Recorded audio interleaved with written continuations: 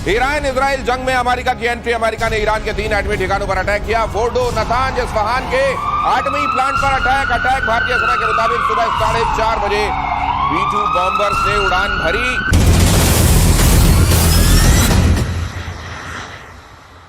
देखिए, ईरान जब hit back करेगा तो सिर्फ ऐसा ही नहीं कि हॉर्मुज में हिट बैक करेगा, उसके अभी भी प्रॉक्सी जिंदा हैं और इनका सबसे इंपॉर्टेंट प्रॉक्सी जो है वो हुथीज हैं, जो कि यमन के साउथ में हैं। रशिया, चाइना ने निंदा की। दोनों देशों ने कूटनीति के जरिए शांति की अपील की। चीन ने हमले की तुलना 2003 के इराक युद्ध से की। हमला परमाणु तबाही का जोखिम बढ़ा सकता है। रूस और दिमित्री मेदवेदेव कह रहे हैं कि कुछ कंट्रीज ऐसे हैं कि अगर वो नहीं भी बना पाएगा तो वो दे देंगे अपने न्यूक्लियर ईरान को। कुछ नहीं देने वाला, कोई कुछ नहीं देगा। रशिया का बैंड बजा हुआ है बहुत बुरी तरीके से, यूक्रेन के साथ फंसा है। रशिया को 3 साल पहले ऐसा लग रहा था, और सही बात है, उस समय हम सबको यही लग रहा था कि रूस आएगा, अंदर वॉक करेगा, 4 थप्पड़ मारेगा और यूक्रेन को टेक ओवर कर लेगा। ऐसा हो नहीं पाया। पहली चीज, हमें यह भी लग रहा था कि ट्रंप जिस दिन अपना हाथ पीछे खींचेगा यूक्रेन विल कोलैप्स। अभी तक यूक्रेन कोलैप्स नहीं हुआ है, तो रूस किसी मूड में नहीं। हाँ, जैसे मैंने बोला ना कि ईरान के लिए बहुत सपोर्ट है दुनिया में, बहुत सपोर्ट है, लेकिन सारा का सारा फेसबुक पे है। फेसबुक पे तो सब ऐसे लोग हैं कि अभी AK-47 लेके पहुंच जाएंगे तेहरान और बोलेंगे चल भाई हम तेरे साथ लड़ेंगे। लेकिन ऐसा नहीं है। चीन यही काम कर रहा है, ईरान के लिए कह रहा है अच्छी अच्छी बातें और कह रहा है कि तेल में डिस्काउंट दे दो। रूस ने भी बोला था कुछ समय पहले, 2-3 दिन पहले रूस ने भी बोला था। व्हाइट हाउस ने क्या बोला उसको कि पहले भैया तू यूक्रेन देख ले यार। तो ये ईरान इजराइल छोड़, पहले अपने घर का मामला ठीक कर, फिर बाद में और चक्करों में पड़ियो। ये दोस्ती तो वो वाली लग रही है वो जो कहा जाता है कि शराबी यार किसके, खाए पिए खिसके। तो ये मतलब ये कि केवल वो कोई सॉलिडेरिटी। फर्क सबसे बड़ा क्या है? फर्क सबसे बड़ा ये है कि अगर कोई मुल्क ये कहता है कि हम इजराइल के साथ खड़े हैं, तो इजराइल को पैसे भी दे रहा है, हथियार भी दे रहा है, उसके लिए लड़ भी रहा है, जैसे अमेरिका। ईरान के लिए कौन कर रहा है? क्या रूस ये ऐलान कर रहा है कि हम अपने इतने डिवीजन टैंक के भेज रहे हैं, हम इतने रॉकेट्स भेज रहे हैं? क्या चाइना ऐलान कर रहा है कि वहां पे PLA आएगा और PLA ठोक देगा?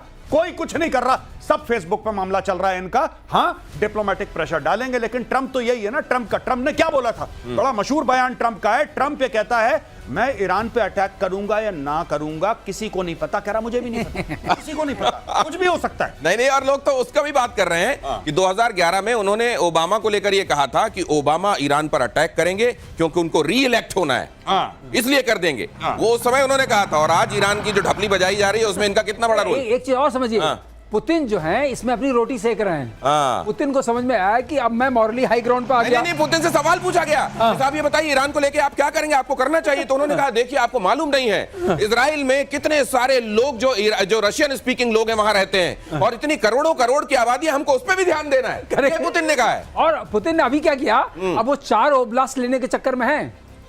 तो मतलब जब तक दुनिया का ध्यान इधर है ना, जब तक इधर शोले किया जा रहा है, बसंती इधर पता नहीं क्या हो जाने वाला। अगला देखिए, ईरान पर हमले से बौखलाया मुस्लिम वर्ल्ड। ईरान पर अमेरिकी हमलों की खुलकर निंदा। सऊदी अरब, ओमान, इराक ने जताया एतराज। कतर और पाकिस्तान ने भी जताई आपत्ति। OIC, यस, OIC, ये वो वाला OIC है। अब देखिए बाकी जितने भी देश हैं जिनका भी नाम लिया जा रहा है, इंक्लूडिंग पाकिस्तान, ये सारे के सारे वो मुस्लिम देश हैं जहां पे ऑलरेडी यूएस के बेसिस हैं। तो भाई ये सब जमा खर्ची है। ये सब मुंह से बोल रहे हैं कि अच्छा ये तो बहुत बुरा हुआ, ये तो बहुत बुरा हुआ। अरे भाई बहुत बुरा हुआ तो तुम लोगों ने क्यों जगह दे रखी है बेसिस के लिए? तुमने अमेरिकन को क्यों वहां पे रख रखा है? पाकिस्तानियों ने तो अपने दे दिए, 2 बलूचिस्तान में दे दिए। नूर खान दुनिया भर का अपना रेड कारपेट लेआउट कर दिया। और यही पाकिस्तान कह रहा था नहीं, इनको ना नोबेल प्राइज मिलना चाहिए ट्रंप को। आज की तारीख में पाकिस्तानी सरकार पे थू कर रहे हैं और बोल रहे हैं कि यार ये तुमने क्या करा, तुमने तो आलम इस्लाम के साथ गद्दारी कर दी। गद्दारी करने वाला मीर जाफर पाकिस्तान की सरकार नहीं है, वो आसिम मुनीर है, आर्मी चीफ तुम्हारा, वो गद्दार है, उसको पकड़ो। और टर्की ने बुलाई थी बैठक अपने यहाँ, ऑर्गेनाइजेशन ऑफ इस्लामिक कोऑपरेशन, ये जो है भाई साहब, वहां जाके इन्होंने क्या किया है। और आप देखिए ये बताया जा रहा है हकीकत क्या, इसीलिए कह रहा हूं OIC। और डोनाल्ड ट्रंप की दोगली नीति बेनकाब हुई है। इधर एटमी अड्डों पर बम गिराकर ईरान से बोले ट्रंप अब शांति का समय है, रुक जाए ईरान।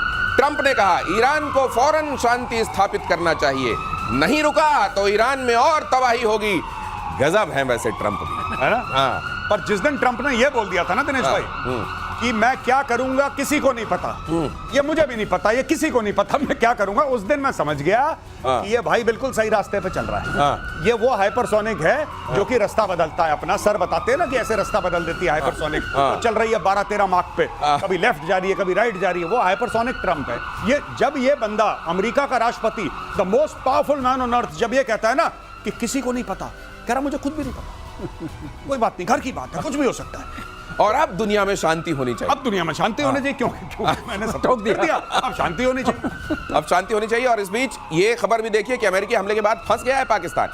ईरान पर अमेरिकी हमले की पाकिस्तान ने निंदा की है, हमले को अंतर्राष्ट्रीय कानून का उल्लंघन बताया है। कुछ दिन पहले ट्रंप से भी की थी मुलाकात पाकिस्तान भी, लेकिन ये जो गौरव बोलते हैं कि फेसबुक की सबको कहना है, देखिए यहाँ पर क्या है, इन सारे कंट्रीज में जिसकी हम बात करते हैं, जो रूलर्स हैं वो अलग हैं, अवाम अलग है, अवाम उम्मा वाली है, और वो कहते हैं मुस्लिम ब्रदरहुड का क्या होगा, तो उनके लिए कुछ न कुछ बोलना पड़ता है, और बाद में फोन करके माफी मांग लेते होंगे, सर हमें बोलना पड़ रहा है, इसका कोई मतलब मत सर। लेकिन बहुत सारे लोगों ने ये भी कहा मेजर गौरव आर्य कि जब मुनीर को बुलाया ना, तो अमेरिका जो डेमोक्रेसी करता है ना, उसने डेमोक्रेसी को भी एक तरीके से गाली दी। जी बिल्कुल। शहबाज शरीफ को भी एक तरीके से गाली दे दी और कह दी बेटा तू नहीं है, ये है, इसलिए इसको बुलाया। और आज की तारीख में मैं आपको बताऊं कि एक भेड़ जैसा होता है जो पाकिस्तान का राष्ट्रीय जानवर है, भेड़, उसको कहते हैं मरखोर, वो पाकिस्तान का राष्ट्रीय जानवर है। पाकिस्तानियों बदल लो, गिरगिट को रख लो अपना राष्ट्रीय जानवर। ये मरखोर कहते हैं, मरखोर, वो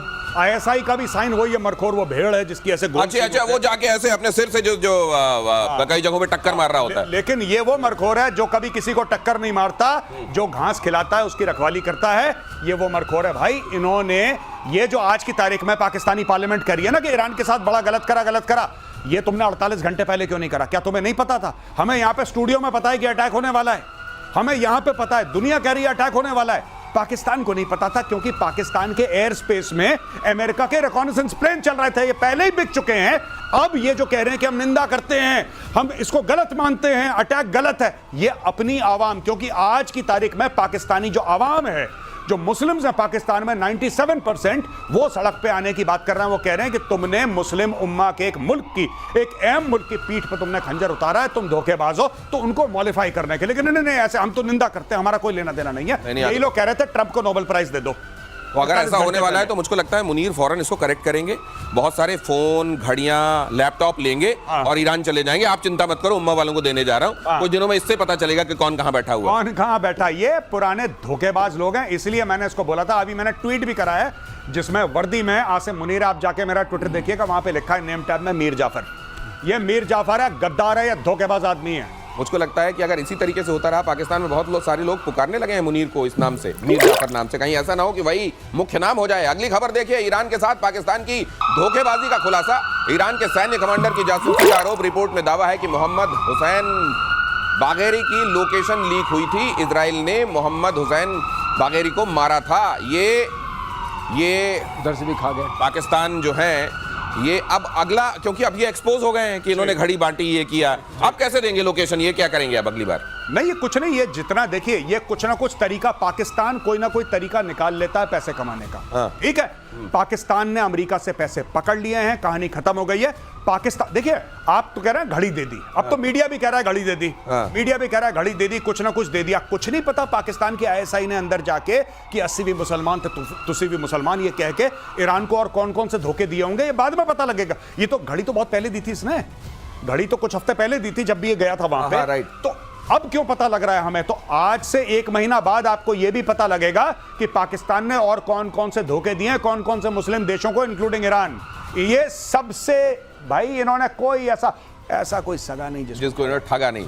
अगली खबर देखिए, मिडिल ईस्ट की वॉर में फिर से फंसा अमेरिका, ईरान के पलटवार से बदल सकता है रुख। अमेरिका के खिलाफ रशिया, चाइना के लिए एक मौका भी इसको देखा जा रहा है, लेकिन क्या ये होगा? ये मार्शल श्रीवास्तव, ये जो लोग गैस कर रहे हैं कि अब ये हो सकता है, वो जो तब समझा गया था कि जिस तरीके से सीरिया में फंसा था ये जाके अमेरिका, इस तरह का हो जाएगा क्या? ये होता दिख रहा है? अभी ऐसा कुछ नहीं होगा। देखिए, रशिया तो ऑलरेडी फंसा हुआ है यूक्रेन के साथ, उसको पहले वो सॉर्ट आउट करना है, उसका अपना नेशनल इंटरेस्ट वहाँ है।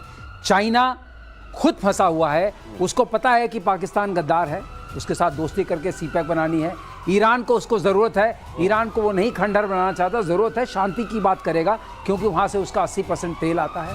तो जहाँ तक सवाल है, इसमें इतने इंटरेस्ट फंसे हुए हैं कि चाइना से कोई उम्मीद नहीं है, रशिया से कोई उम्मीद नहीं है, कोई खड़ा नहीं है। अच्छा सर, ये बताइए आते हैं सिर्फ। अगर ट्रंप की जगह बाइडेन होते अमेरिका में, मेजर गौरव आर्य, जी। तो रशिया कुछ और सोच सकता था क्या, फिर कुछ अलग तरीके से? हाँ, क्योंकि देखिए ट्रंप जो है वो बहुत अनप्रिडिक्टेबल किस्म का आदमी है। हाँ। ये दोस्तों के लिए भी उतना ही खतरनाक है जितना दुश्मनों के लिए खतरनाक है। ऐसी बात नहीं कि आप ट्रंप के दोस्त हैं। कनाडा के साथ तो इनकी जय और वीरू वाली दोस्ती थी। आज की तारीख में कह रहा मैं कनाडा ही हड़प लूंगा। नेटो का बंदा, नेटो का अहम मेंबर डेनमार्क से कहता है, जो कि ओरिजिनल सिग्नेटरी है नेटो का जब नेटो बना था, उससे कहता है कि मैं तुमसे ग्रीनलैंड ले लूंगा। तो ये आप इस पर भरोसा नहीं कर सकते। और आज की